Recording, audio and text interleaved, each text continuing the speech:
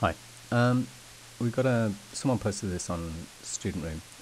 It's a 15-mark parametric question on trig, and x is 3 sine t minus sine 3t, y is 3 cos t minus cos 3t. 4 marks for finding dy by dx. Fairly straightforward, that bit. 2 marks probably, and 2 more marks for showing that reduces to cot 2t. 3 pretty straightforward marks for cot of 2t is equal to 0 for coordinates of A, and 8 really tricky marks, quite intensive labour-wise to get the area to integrate. So what have we got? Well, first of all, we've got dy by dx. So dy by dx is dy by dt divided by dx by dt. And that works out really nice and straightforward, as long as we can differentiate trig. So dy by dt is that, minus 3t, 3 cos t differentiates to minus 3 sine t, and this is going to integrate to plus 3 sine 3t. And very similar for dx by dt, and we divide by that. So dx by dt is minus 3 cos of t, take away 3 cos of 3t. And so we can get rid of the 3's, top and bottom both divide by 3, to leave, and just rearrange it slightly, put the plus sine 3t, take away the sine t over cos t minus cos 3t.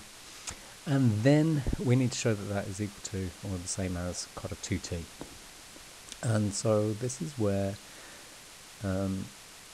the sign of my sums and differences of angles come in this case the sine, and in the denominator case we've got the cos. So I'm making 3t up by 2t plus t, and the sine of t by some kind of symmetry is 2t minus t, and sine of 2t plus t, take away sine of 2t minus t. There's the sine of 2t plus t, take away the sine of 2t minus t. These are going to go away, and I'm going to left with double that one. And that's what happens. And the cos of 2t is really similar. Cos of t minus the cos of 3t, make t by 2t minus t, 3t by 2t plus t, do the expansion, and we have two terms which are going to cancel each other out, the cos 2t cos t, take away the cos 2t cos t, and we're left with double the sin t sin 2t. And so summing that back into the dy by dx, we've got 2 sin t cos t divided by 2 sin t sin 2t. The 2's are going to cancel, the sines are going to cancel. I'm going to left with cos 2t over sin 2t, 1 over 2, and cos over sine is cot of 2t. There we go. So that's the 4 marks completed. Dy by dx is 0, implies very simply that cot 2t is 0. And solving that, we get 2t is pi by 2, 3 pi by 2, 5 pi by 2, 5 pi by 2, 7 pi by 2, and so on, odd numbers of pi by 2's. And so t we divide by 2 is pi by 4, 3 pi by 4, 5 pi by 4, 7 pi by 4, and so on. So I'm assuming that a is the first. Normally we take t over here as 0, and that's what will happen. We can confirm that by the fact that when we sub pi by 4 in, the x is going to be positive and the y is going to be positive. Obviously any point at this point the x is positive, the y is neg, this point the x is neg, the y is neg, and this point the x is neg, the y is pos.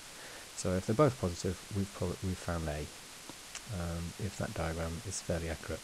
It appears, though, it's a little bit misleading because it looks like the x coordinate is 2 and the y coordinate is 3, but really it should be root 2 and 2 root 2.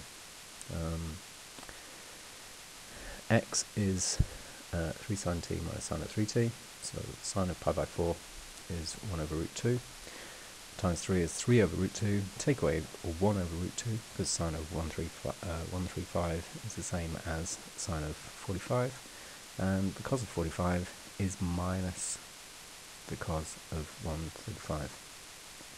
So we've got 3 over root 2 plus 1 over root 2 for this case. So that's 2 root 2's, or 4 divided by root 2, which is 2 root 2.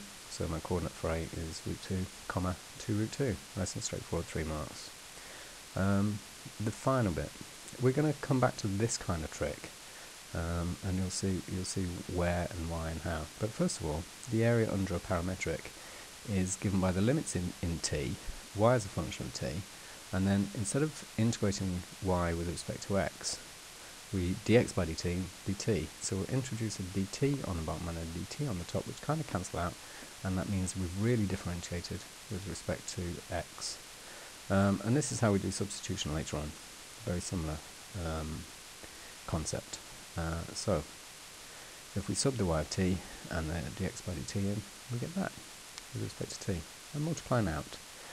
I've just rearranged my dx by dt as 3 lots of cos t minus cos 3t. 3 lots of cos t minus 3 lots of cos 3t. Just to make it slightly neater. And then I'm going to multiply 3 by 3 cos t by cos t, which is 9 cos squared t. 3 by the cos 3t by the minus 3 by minus cos 3t by minus cos 3t, and then give me my cos squared 3t terms, and then I've got cos t times a cos 3t, and I've got cos 3t times cos t. So I'm going to have 12 of those altogether,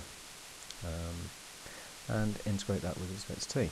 But first of all, these cos squared t's they're going to be tricky to integrate, so I convert them to cos 2t's by that identity. 2 cos squared t equals 1 plus cos 2t. So 9 cos squared t's is going to be 9 over 2 plus 9 over 2 cos 2t. And similar for the 3 cos squared 3t, it's going to be 3 over 2 plus 3 over 2 cos 6t, double the 3. And then take away the 12 cos 3t cos t. And let's integrate those to get them out of the way, and then I'm going to be left with this integral, which is where this kind of situation comes in again. So I've got 9 over 2 plus 3 over 2 is 12 over 2, or 6, lots of t when I integrate it. My 9 over 2 cos 2t integrates to 9 over 2 times 1 over 2 sine 2t, so that's 9 over 4 sine 2t, and similar with the cos of 6t's. Substitute 2 pi and 0 in there in a moment, and then take away the 12 cos 3t cos t dt, and 12 over 2t, put 2 pi in, cancel with the 2 pi t, or 2 pi instead of t, cancel with the 2 on the bottom, so at 12 pi. Put in sine of 2 pi, sine of 4 pi, and the sine of 12 pi, they're both 0. An even number of pi's, when the value of sine of an even number of pi's, in both cases they're even, is going to be times an even number of pi's anyway, is going to be 0. So these two just go away. They're both 0, and then take away I. I'm calling this the integral, or I, the value of that integral. But this is where cos 3t plus t plus cos 3 of t minus t.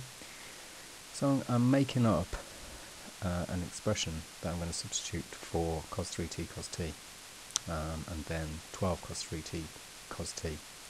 And I do it by, if you notice up here,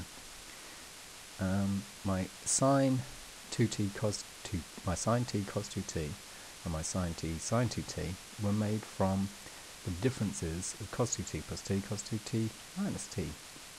So I'm going to consider a sum of these two and see where it takes me.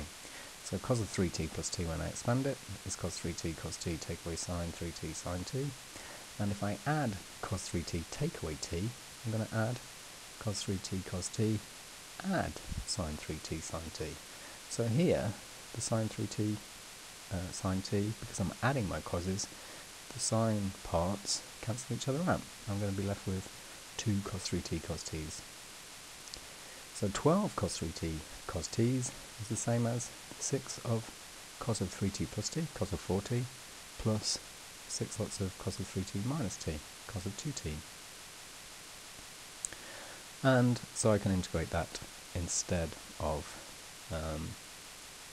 the integral of 12 cos 3t cos t.